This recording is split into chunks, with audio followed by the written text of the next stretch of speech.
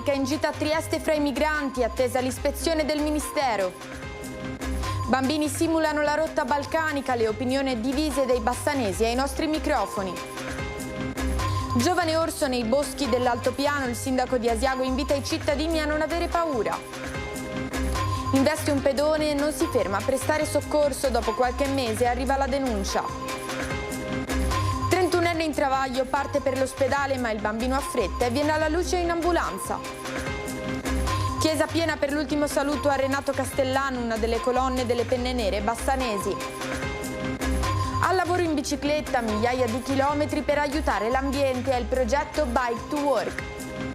Una rotatoria lungo la Valsugana nel centro di Curtarolo, la provincia stanzia 2 milioni.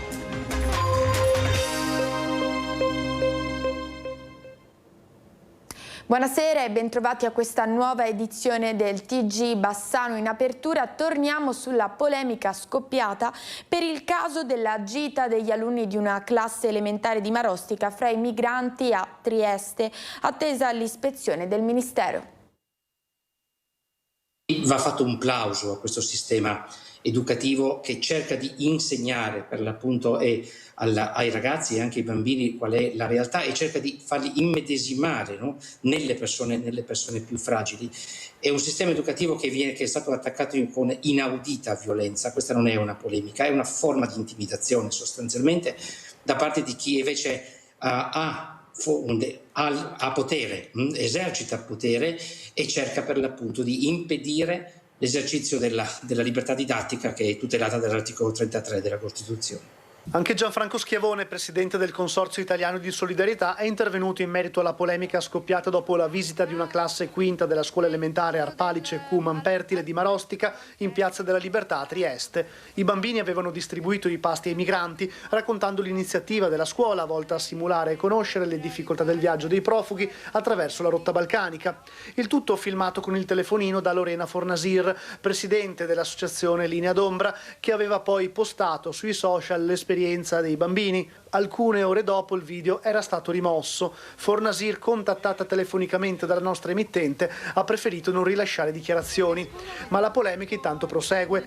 Al centro il fatto che la piazza sia teatro di episodi gravi, quali rapine, risse e accoltellamenti. Ieri i parlamentari di centrodestra si erano mossi subito, depositando un'interrogazione al ministro dell'istruzione Giuseppe Valditara.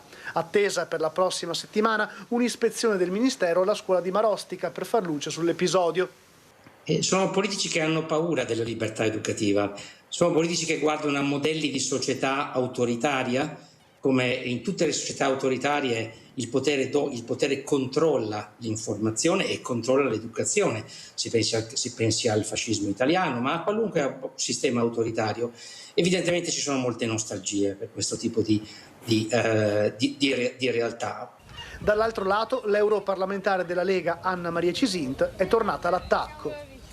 Ancora una volta la sinistra dalla parte sbagliata della storia. In questo caso la scuola, le maestre, hanno trattato i bambini come migranti irregolari. È inaccettabile che vengano bendati per spiegare loro che i migranti irregolari sulla rotta balcanica scappano dalla polizia. È un messaggio sbagliatissimo, gravissimo e inaccettabile. Come gravissimo e inaccettabile che quei bambini piccoli siano stati per coinvolgerli in un orientamento politico che non devono subire a quell'età, siano stati portati in una piazza, la Piazza Libertà, che più volte è stata teatro anche di episodi molto gravi. Non più tardi di una settimana fa un accoltellamento.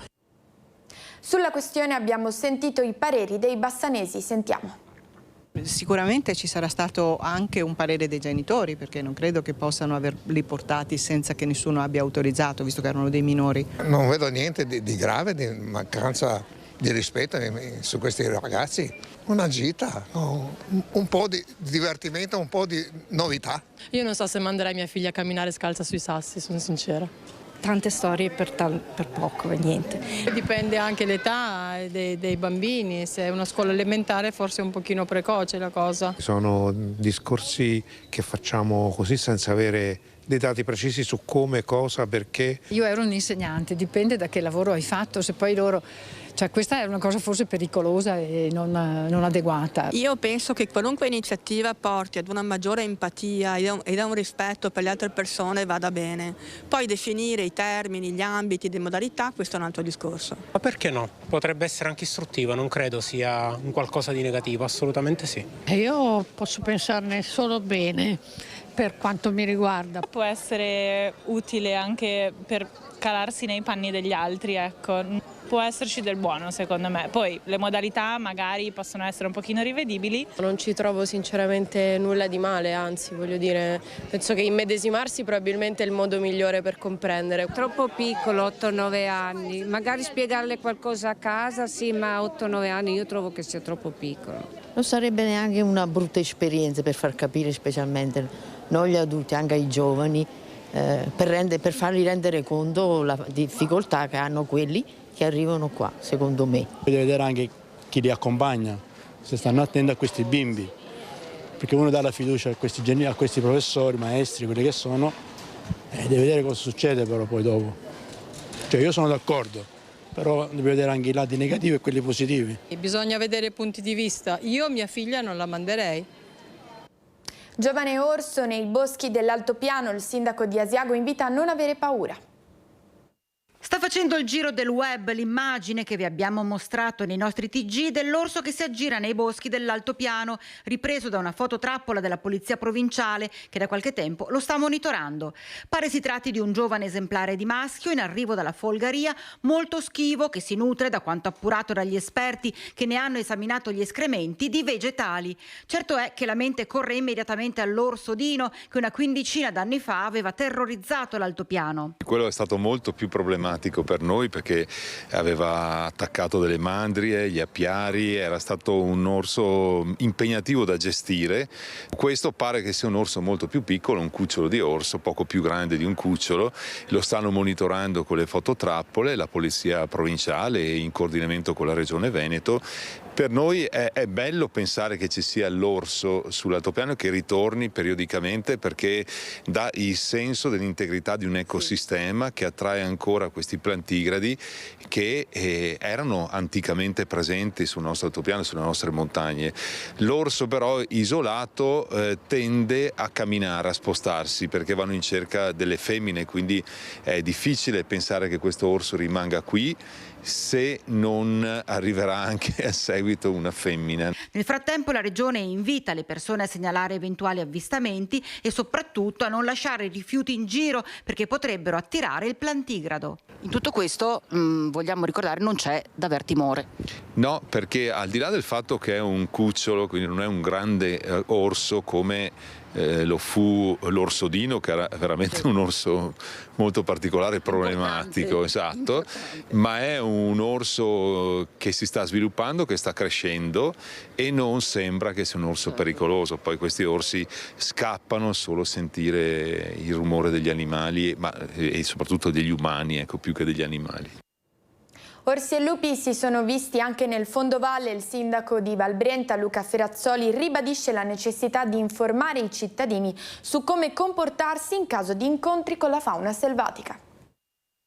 Sono situazioni che da noi si verificano, sono verificate anche in passato nella zona di Cismon, sulla strada del Genio, diciamo piccole scorribande di solito di giovani orsi. Io credo che sia importante seguire quelle che sono le indicazioni che ha dato l'assessore regionale, soprattutto sul cibo, in modo che insomma non si avvicini alle abitazioni. E poi ovviamente c'è tutto il tema, ma quello è un tema più ampio, riguarda i lupi, riguarda gli orsi, insomma delle condotte da tenere, quindi credo sia importante prossimamente anche nel nostro territorio organizzare degli incontri perché le persone siano edotte dei comportamenti da tenere nel caso in cui ci fosse la situazione in cui uno incontra un plantigrado. Ecco, in passato non si sono mai avvicinati alle case? No, non ci sono, da noi non abbiamo segnalazioni di avvicinamento alle case. C'è stato qualche episodio magari nelle zone più alte, chi aveva ad esempio degli alveari, insomma è stata segnalata qualche rottura qualche anno fa, quindi però sempre di un giovane orso da solo come il caso attuale, insomma. A questo proposito, allora noi vi chiediamo, lupi e orsi, che fare? Potete dirci la vostra come sempre al numero e all'email che ormai ben conoscete. Restiamo nell'altopiano, in tanti dalle 6 di questa mattina ad Asiago hanno preso parte alla tradizionale erogazione.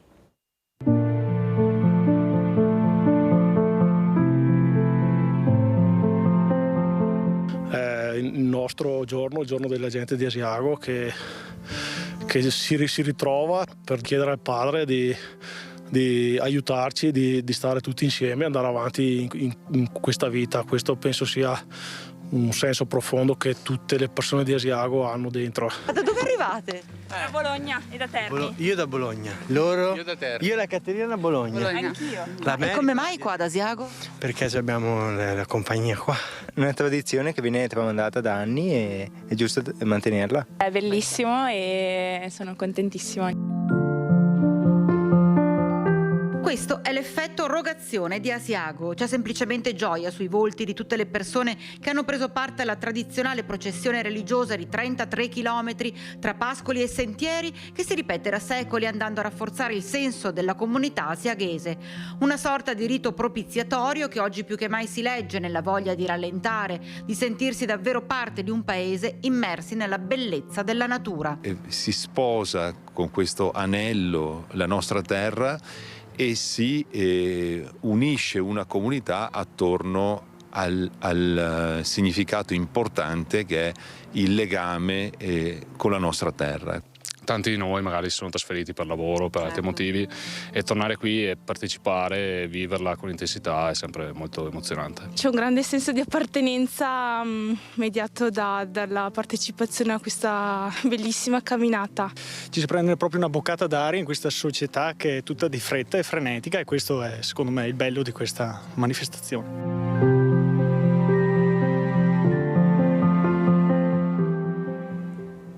Investe un pedone e non si ferma a prestare soccorso. Dopo qualche mese arriva la denuncia.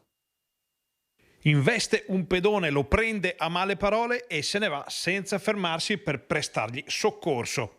È accaduto a novembre in strada Cartigliana a Bassano, dove un 42enne di Cassola ha travolto un uomo di 57 anni residente in zona e dopo averlo insultato per come aveva attraversato la strada se n'è andato senza nemmeno chiedergli se avesse bisogno di aiuto.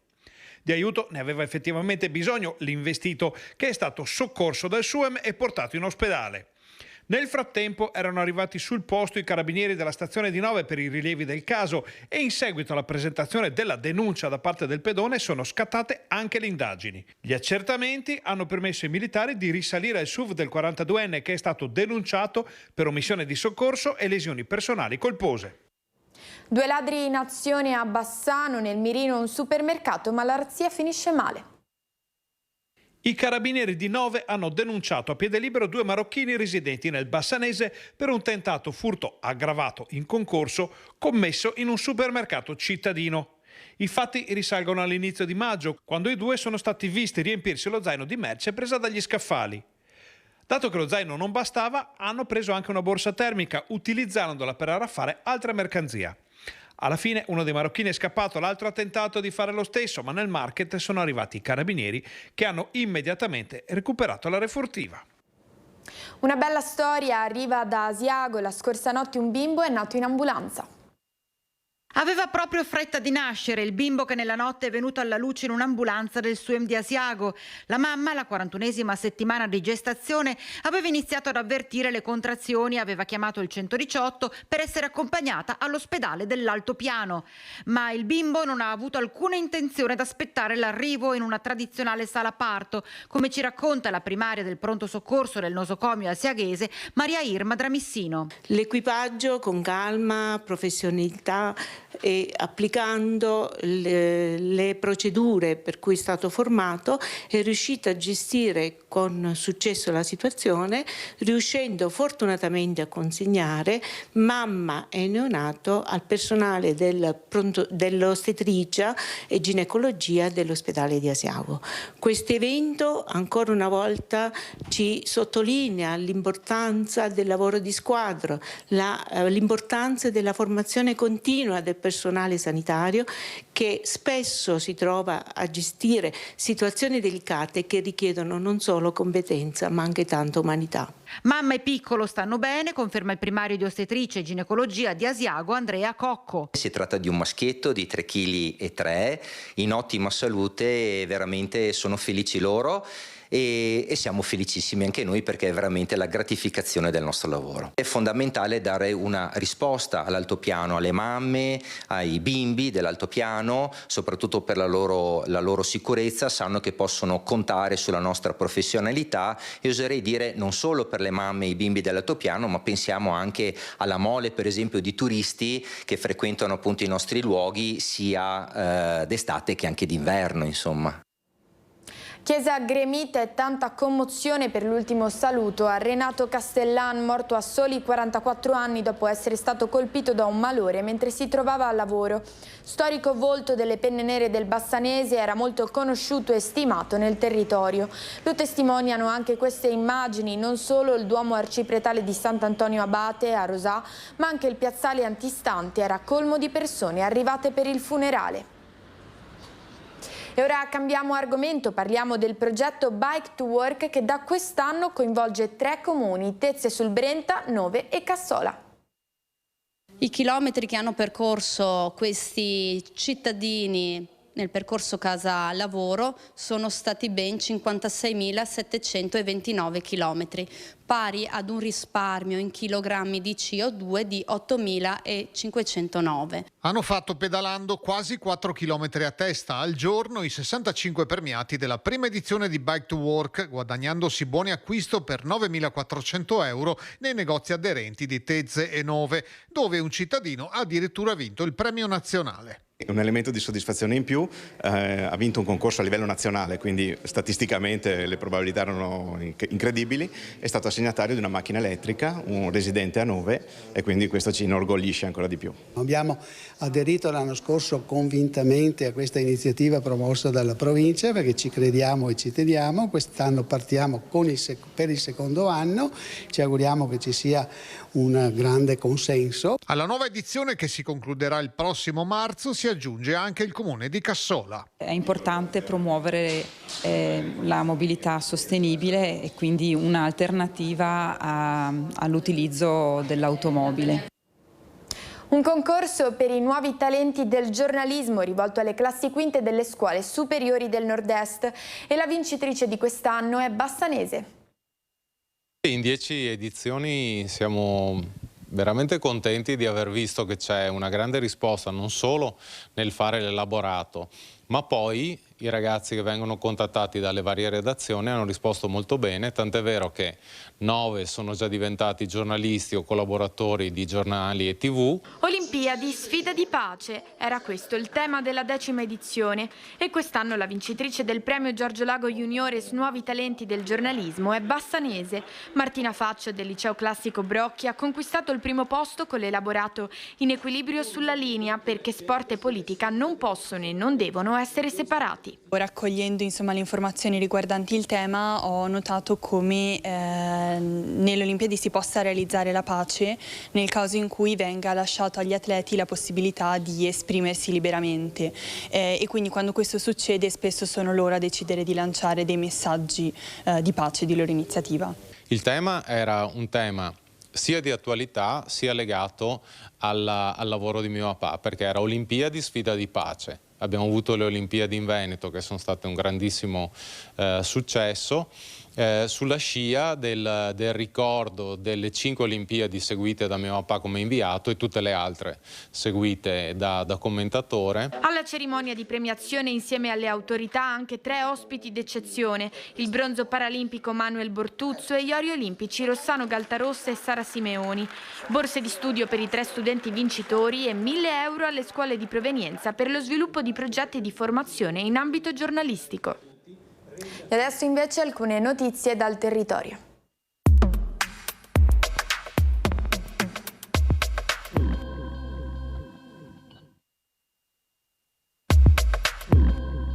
Feriti ad Asiago 2 anziani partecipanti alla grande erogazione, soccorsi dal 118, sono stati trasportati in ospedale.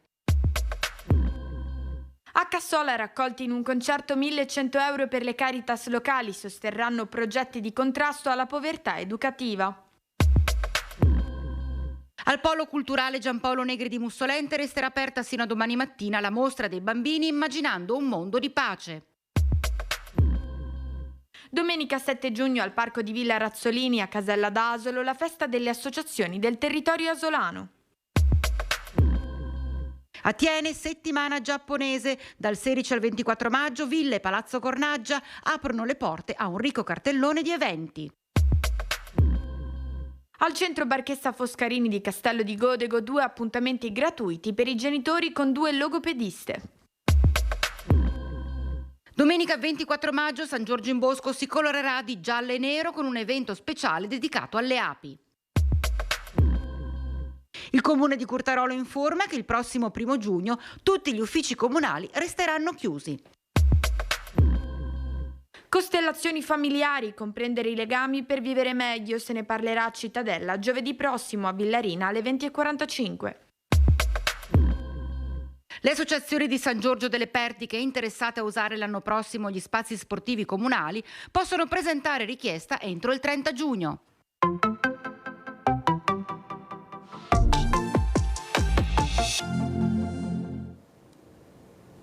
La rotatoria lungo la Val Sugana nel centro di Curtarolo, la provincia ha stanziato 2 milioni di euro per l'opera.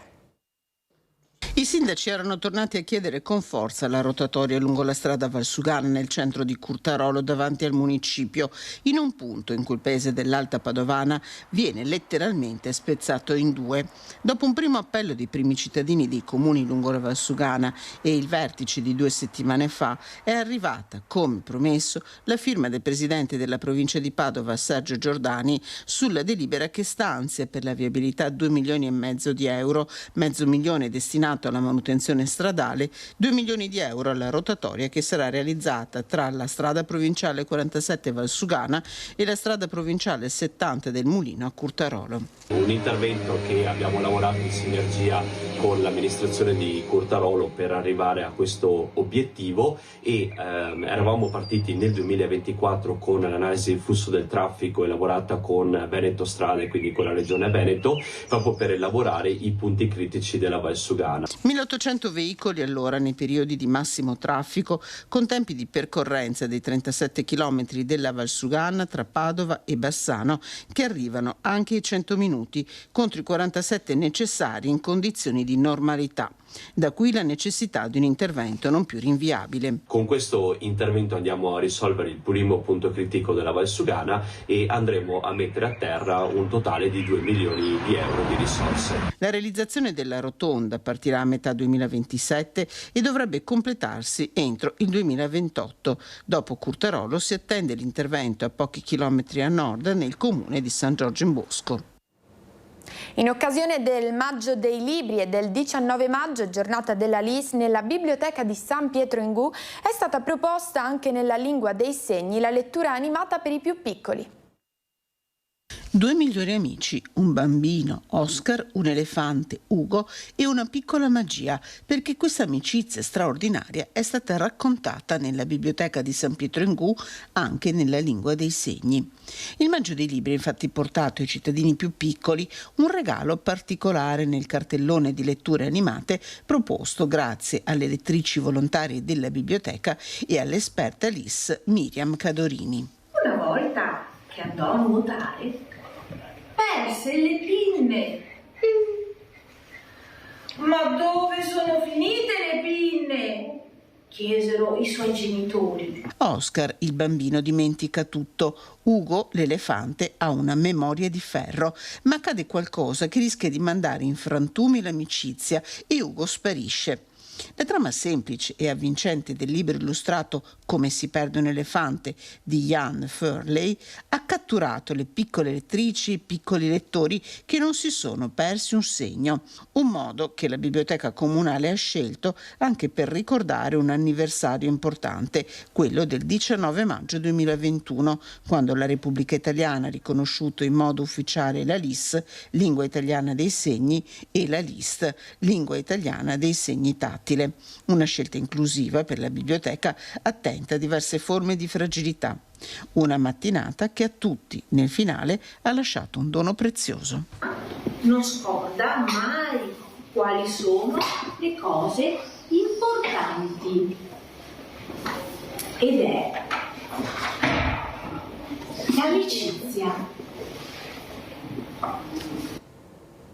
Questa sera alle 21:15 il film Un divano a Tunisi. Ed è tutto anche per oggi dal TG Bassano. Grazie per averci seguito e buona serata.